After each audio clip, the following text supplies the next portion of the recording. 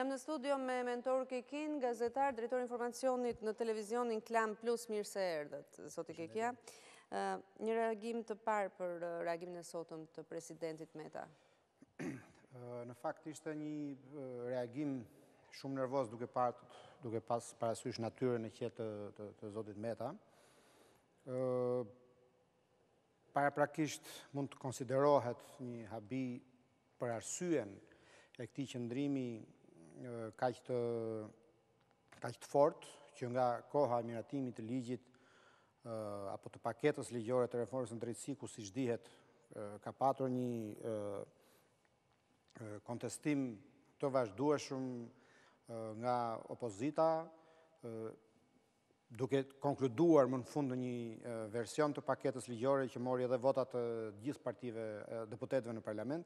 Pra, në këtë kontekst ishte paksa e papritur ajo që shkaktoi reagimin e presidentit në këtë mënyrë. Në fakt ta ju referua një përplasje me kreun e Euraliosit që nuk ishte bindur një ftese, duke hedhur dyshime që kreu i Euraliosit, misionet europian që monitoron drejtësinë në Shqipëri, merrte rekomandime apo udhëzime politike nga tjetër kush, që s'është nevoja t'i thot emër, por presupozohet që është qeveria apo kryeministri personalisht. Në fakt, presidenti po përpiqesh të identifikonte dy probleme shumë të mëdha, që 3 vjet pas fillimit të reformimit të sistemit të drejtësisë, Shqipëria ka psuar, le të themi, një regres, pasi është një vend zyrtarisht pa gjykatë kushtetuese dhe nga sot, edhe sot, pra zyrtarisht pa gjykatë të lartë, pasi edhe, le të themi, antari më i fundit mori përgjigje negative nga Komisioni i Apelimit. Mirëpo, askush nuk pretendonte që në 3 vite reforma në drejtësi do zhbënte gjithë atë sistem për cilin kemi rënë dakord që ishte i korruptuar dhe i kalbëzyer, pavarësisht kostove dhe precedentit të madh ku një shtet gjendet aktualisht pa gjykatë kushtetuese dhe pa gjykatë lartë, të gjithë duhet kënë qenë, besoj, ata që arrin të vënë mendje në punë, që reforma në drejtësi nuk do ishte një abrakadabra magjike që sa hapën mbyll syt do të transformonte gjithë realitetin në drejtësinë shqiptare. Është thënë nga pjesa më madhe e ekspertëve që do marrë të paktën një dekadë transformimi i gjithë sistemit përmes këtyre mekanizmave. E qartë, megjithatë mbetemi pak tek Meta, kam parasysh rolin e tij kur ishte kryetar kuvendi. Përpara se të miratoi reforma në drejtësi me 140 votat, kishte një krisje, një konferencë për t'i e beft, ka qenë diel dhe ka dalë një konferencë për shtyp në mos gaboj, dhe tha e çoj vendin në një qeveri teknike, po të jetë që duhet, por duhen votat, 140 votat. Dëryra e tij ishte energjike atëherë për të kaluar kjo reformë. Ditën e sotme del dhe evidenton problematika që ka kjo reformë deri tani. Gjykata kushtetuese me një antar, gjykata e lartë krejtësisht thuajse jashtë funksionit, ka të emëruar, por nuk mund të as të marrin vendime, as të legjitimitojnë vendime. Duket sikur sot në fakt Meta doli në krahun e opozitës dhe të themi disi hoqi petkun e presidentit. E thash backgroundin e tij për të kuptuar që ka të vështirë që qoftë president të shkëputet nga ky background, por për hir të këtij backgroundi sot hoqi petkun e presidentit dhe është Ilir Meta, i cili para 3 vjetësh kishte këtë ndërhyrje dhe sot është këtu. Ilir Meta, president, është përpjekur të flasë gjithmonë si president, por të gjithë tashmë e dinë që ai është ish kreu i LSI-së, ka demonstruar në shumë veprime të tij që është në anën e opozitës, edhe pse është përpjekur të mbajë një qëndrim të ftohtë, një qëndrim mbi palët në respekt të kushtetutës e tjerë. Por qëndrimi i sotëm, e theksoj edhe një herë, Shqipëria pa gjykatë kushtetuese dhe Shqipëria pa gjykatë lartë nuk është një lajm i ri. Është absolutisht e pa precedent në një shtet demokratik që vendit mos ketë gjykatë kushtetuese dhe gjykatë lartë, por po përpiqemi ta justifikojmë këtë me faktin që kemi zgjedhur që ta zbrazim një herë këtë shtëpi, ta dezinfektojmë dhe pastaj të fillojmë të fusim orendit nga e para. Reagimi i zotit Meta ishte absolutisht i ashpër dhe nuk referohej faktit që vendi s'ka gjykatë kushtetuese dhe gjykatë lartë, por konsideronte dështim reformën në tërësi. Dhe ky është një lajm i keq, parë në mbështetjen që kjo reformë duhet vazhdoj të marrë. Dakor. Megjithatë, reagimet pavarësisht këmbguljes gazetarëve për të patur një reagim nga përfaqësues të mazhorancës, duket se nuk do të ketë mbrëmjen e sotme përveç një reagimi në Twitter të vetë kryeministrit Edi Rama përmes 2 postimeve në fakt. Ka bërë prezent mendimin e tij. A e pengon mungesa e gjykatës kushtetuese presidentin e Republikës të mbrojë datën e zgjedhjeve që sipas kushtetutës ai e ka dekretuar, pyet kryeministri Edi Rama nga rrjeti social. Mëtej shefi i qeverisë vazhdon. Fal vetingut, gjykata kushtetuese është sot një djep bosh pa shejtanin brenda. Kjo është më shumë se gjysma e një pune të madhe që kërkon durimin dhe kohën e saj. Për sa i përket zgjedhjeve 30 qershorit, Rama shkruan: pa diskutim presidenti ka të drejtë kur thotë se djegja e mandateve është e papranueshme, po dhe më i papranueshëm është përbetimi për të djegur zgjedhjet. Se dim opinionin e presidentit për këtë dhe bashkë me kritikat e tij, mezi e presim apelin e vonuar në mbrojtje të 30 qershorit, përfundon mendimin e tij shefi i qeverisë. Ka filluar lufta e shpatave në mendim? Absolutisht, kjo lufta asnjëherë nuk ka pushuar, por diku bëhej më e fshehtë, diku maskohej përmes figurave letrare. Metafora e kryeministrit me djepin bosh nga shejtani është e vjetër, por ajo që ka bërë Rama sot është përpjekur ta tërheqë Metën, le të themi të marrë një pozicion të qartë lidhur me betejën politike mes Partisë Socialiste, pra qeverisë dhe Ramës dhe opozitës, lidhur me mbajtjen apo mos mbajtjen e zgjedhjeve në 30 qershor. Presidenti dekretoi datën 30, ndërkohë që qeveria këmbgul që zgjedhjet do mbahen, opozita thotë nuk do zhvillohen etj. Pra një debati këtyre kohëve, i përditshëm thuajse. Rama kërkon ta tërheqë Metën në një deklarim publik nëse zgjedhjet duhet mbahen apo nuk duhet mbahen në 30 qershor, pasi me sa duket kjo është ajo prova e zjarrit. Nëse Meta si president do mbroj kushtetutën që në këtë rast duhet të mbroj datën 30, apo do mbaj anën e opozitës duke thënë që zgjedhjet nuk duhet mbahen. Por me sa duket Meta nuk ka rënë ende në këtë lloj provokimi të kryeministrit, pasi në rast se do të bënte një deklarim mbi këtë çështje, atëherë do të zhvishej akoma më shumë në qëndrimet e tij pro apo kundër qeverisë. Me sa lexova tek lajmi i fundit, duket se Edi Rama i ka dërguar një letër të hapur Lulzim Bashës. Ju lutem më nisni tekstin e letrës që ta diskutojmë në kohë reale me zotin Kikia që kam në studio. Me sa kuptoj do të jetë një letër e hapur, një thirrje për sa i përket zgjedhjeve, duket një tentativë drejt për drejt. E anashkalojnë përsëri presidentin. Si e sheh? Atëre, letër publike Lulzim Bashës, ju drejtohem me këtë letër publike për trajtimin e mosmarrëveshjeve përmes dialogut. Pra duket se është Rama tani që merr në dorë dialogun dhe evitohet pozicioni i Metës. Nuk është hera e parë që Rama i drejtohet përmes kësaj letre Bashës, nuk di mende për mbajtjen e letrës, por jo më larg se javën e kaluar, përmes një postimi në rrjetin e tij social, pasi bëri thirrje për të ndërgjegjësuar etj. Rama ftoi Bashën sërish kur do flasim. Nën këtë frym u tentua të përfshihej në rolin një aktori presidenti Meta përmes kërkesës që i bën 5 partitë e vogla aleate të zotit Basha, që të ishte ai nismëtari një tryeze. Atëre, më lejo të lexoj pak letrën në mënyrë që të kemi mundësi ta trajtojmë. Ju drejtoj me këtë letër publike në përpjekjen për t'i thirrur arsye suaj dhe për t'ju kthyer të vetmes rrugë që demokracia njeh për trajtimin e mosmarrëveshjes mes palëve, dialogut. Unë sigurisht s'kam asnjë mirëkuptim për rrugën e zgjedhur prej jush, qysh se braktisët marrëveshjen pozitive të 17 majit të vitit 2017 dhe vendose të nxirrni të grupimin tuaj plotësisht jashtë shinave të shtruara në atë marrëveshje. S'kam se si ta mirëkuptoj as gjuhën e urrëties, as djegjen e mandateve, as dhunën e frymëzuar dhe organizuar prej jush prej së cilës nuk jeni distancuar asnjëherë, për të cilën jeni akuzuar botërisht me emër e me mbiemër nga partnerët dhe miqtë e pazëvendësueshëm të Shqipërisë dhe si pasojë së cilës sot një numër jo i vogël ndjekësish tuaj gjenden në duart e drejtësisë. Skam si të mirëkuptoj kurse sjas bojkotin e paprecedent të zgjedhjeve dhe lëre pastaj shantazhin mbi vendin e mbi qytetarët e këtij vendi, se ju nuk do t'i lini ata të votojnë në 30 qershor. Jam duke lexuar një letër të hapur që kryeministri i vendit Edi Rama i ka drejtuar liderit të opozitës Lulzim Basha. Letra vazhdon: por mungesa e plotë e mundësive të mia për të mirëkuptuar gjithsa më lart nuk më pengon, përkundrazi më detyron t'ju drejtoj publikisht, të erë me shkrim ftesën për të ulur pa humbur kohë në tryezën e dialogut.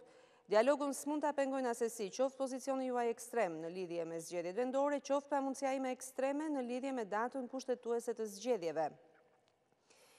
Jeta politike nuk mbaron në 30 qershor dhe që t'jemi të qartë mes nesh, zgjedhjet në 30 qershor ju mund t'i vështirësoni, nëse do t'i shkoni deri në fund rrugës pa krye ku po e udhëhiqni grupimin tuaj politik, por s'ka asnjë shans që t'i ndaloni të zhvillohen.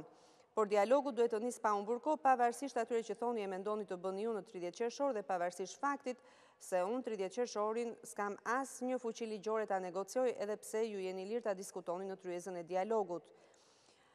Unë juftoj në një dialog pa kushte dhe në kushtet kur Shqipëria dhe shqiptarët nuk meritojnë përkeqësim në një situate politike krejt të pa kuptim, të cila po kushton në mënyrë krejt të pa merituar. Shumica dërmuese e tyre, përfshirë edhe shumicën atyre që si zgjedhës të Pakicës s'kan votuar dhe s'kan ndërmend të votojnë ndonjëherë për mua dhe qeverinë që drejtoj, duan dialog mes nesh dhe jo acari mes shqiptarëve dhe dëmtim të Shqipërisë për shkakun ton.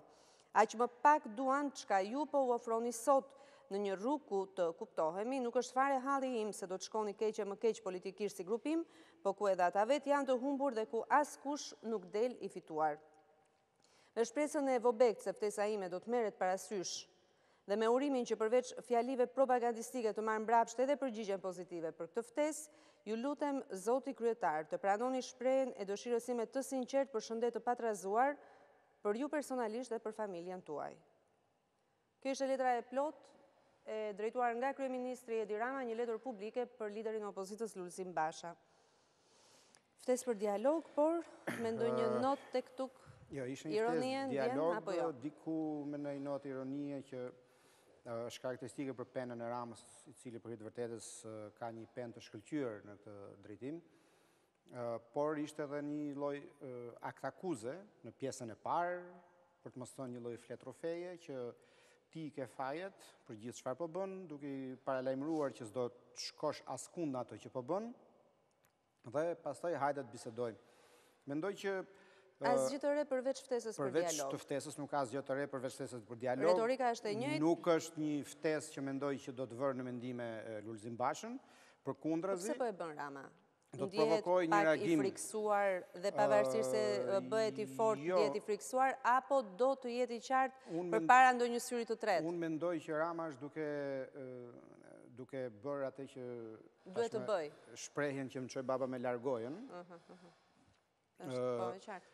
Ftesat publike për mes rrjetet socialeve kur do flasim, tashmë një letër publike, pasi unë mendoj që nëse dy udhëheqës, dy lider politik do duan të konsumojnë një tryezë diskutimi apo një negocim, nuk kam pse i çojnë telegrame publike përmes medias njëri tjetrit, por ka kanale të tjera me të cilat mund të komunikojnë nga persona të dytë të tretë. Te kalon Metën, e bën rolin e Metës një hall të parëndësishme atë që ti po e bën të vështirë, unë ja e bëra me një letër të hapur? Letra e Ramës mund të vi në një farë mënyre edhe si një lloj, le të themi, hapi, pasi nëse do e quajmë të tillë, ishte pritur deri tani se çfarë do ndërmarr Meta kur i kërkuan aleatat e Bashës, ndërkohë që Meta deklaroi publikisht pamundësinë e tij për të thërritur një tryezë diskutimi, atëherë është Rama që ndërmerr hapjen e radhës duke drejtuar Bashës drejt për drejt. Ka një gjë që është shumë e thjeshtë në gjithë këtë lloj, unë po e quaj një teatër politik tashmë. Qoftë nisma e Metës që përfundoi pa rezultat, qoftë ftesat e Ramës përmes rrjetit social dhe tashmë përmes një letre publike, janë pjesë e lojës politike, pasi në fundit të gjithë janë të qartë. Palët nuk kanë për çfarë bisedojnë. Dakor, palët nuk kanë për çfarë bisedojnë, por kanë parasysh mbrëmjen e 17 majit të 2017-ës, ku nuk pritej në fakt një marrëveshje. Ishte një takim mes partive të vogla politike të opozitës, Basha po jepte një intervistë, Rama vjen, pa pritur e pa kujtuar i thot, eja brënda se atje do bisedojmë, dhe është prapë Rama që edhe një hap, arrihet një marrëveshje. Do ketë në një gjë të kësaj? Nuk ka marrëveshje, sepse sot në tryez nuk ka një paket çështjesh për të diskutuar, sepse të bësh negociat do të thot të lëshosh dhe të tërheqish, të diskutosh, të bësh 5 kërkesa për të fituar 2 apo 3. Hajde ta gjejmë, thot, pavarësisht se unë s'u ta marr parasysh mendimin tënd, do të dëgjoj, po e lë mes rreshtave. Kryeministri e fton kreun e opozitës për të diskutuar, por për çfarë? Opozita ka vetëm një kërkesë, e cila nuk është në fakt as kërkesë, është një ultimatum. Mungesa e plotë e mundësive të mia, për të mirëkuptuar të gjithë sa më lart që janë ndjekur mendje etj, nuk më pengon, përkundrazi më detyron t'ju drejtoj publikisht këther me shkrim ftesën për të ulur pa humbur kontrolin e dialogut. Dialogun s'mund ta pengojnë asesi qoftë pozicioni juaj ekstrem në lidhje me zgjedhjet vendore, qoftë pamundësia ime ekstreme në lidhje me datën kushtetuese të zgjedhjeve. Atëherë, ju mund t'i vështirësoni zgjedhjet e 30 qershorit, por s'ka asnjë shans që t'i ndaloni të zhvillohen. Nëse do të analizojmë letrën e Ramës, ai aty konsideron pengesë apo vështirësi që palët të ullën për të biseduar çështjen e zgjedhjeve, pra qëndrimin e opozitës mbi zgjedhjet. Basha, pra Partia Demokratike dhe aleati i saj LSI-ja kërkojnë shtyrjen e zgjedhjeve, Rama thotë do të mbahen zgjedhjet. Por në fakt nuk është vetëm çështja e shtyrjes së zgjedhjeve në kërkesat ultimative të opozitës. Në radh parë është largimi i Ramës si kryeministër. Opozita është shumë e qartë dhe e prerë.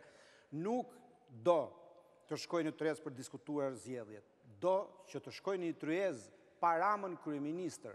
Dhe kur unë them që palët nuk kanë çfarë diskutojnë, është pikërisht kjo, sepse që në krye të herës Basha është i prerë tashmë, që nuk do ulet në tryez. Dakor, hapi Ramës. Pse nuk do ketë një marrëveshje, them unë, duke referuar asaj që u tha të 2017-ës. Basha nuk ka zgjidhje tjetër.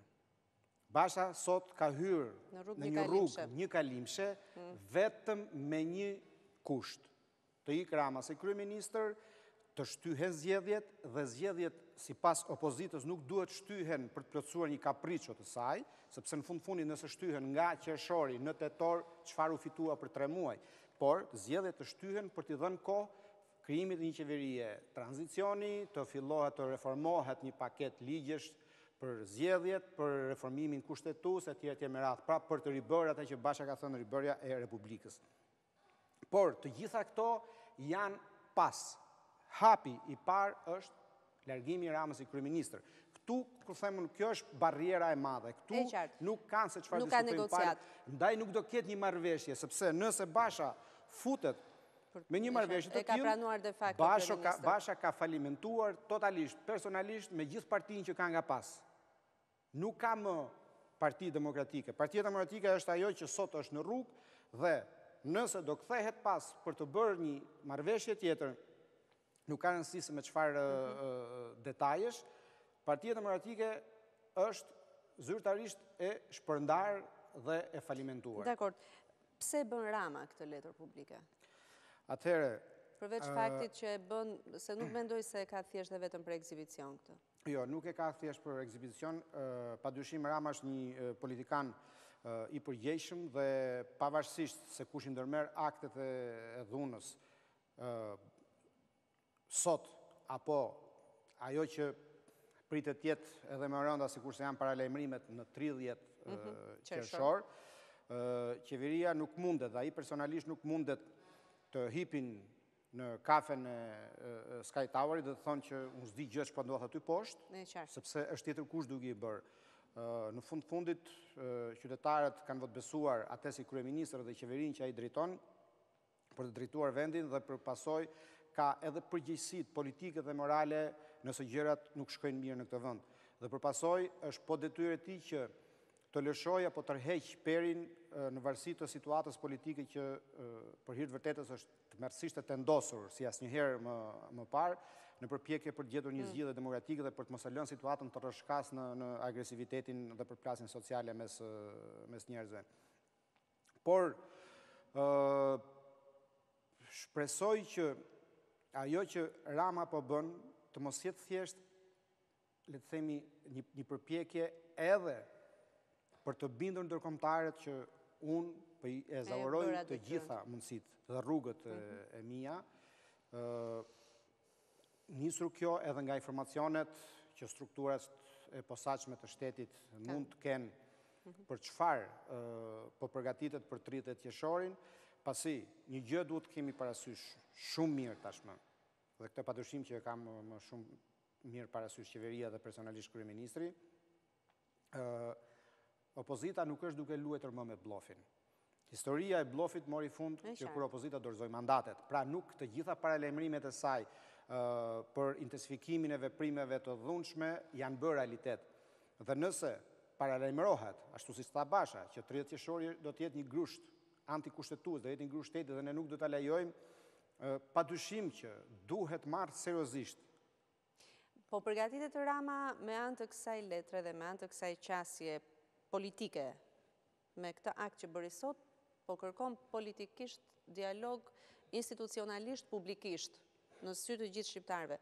Po përgatitet që kur të bëj të jap një përgjigje në 30 qershor institucionale dhe ligjore për njerëzit që do të cënojnë zgjedhjet, të thotë unë i shterova të gjitha mundësitë dhe nuk më ngeli gjë tjetër veç se të marr këtë akt që po ndërmarr.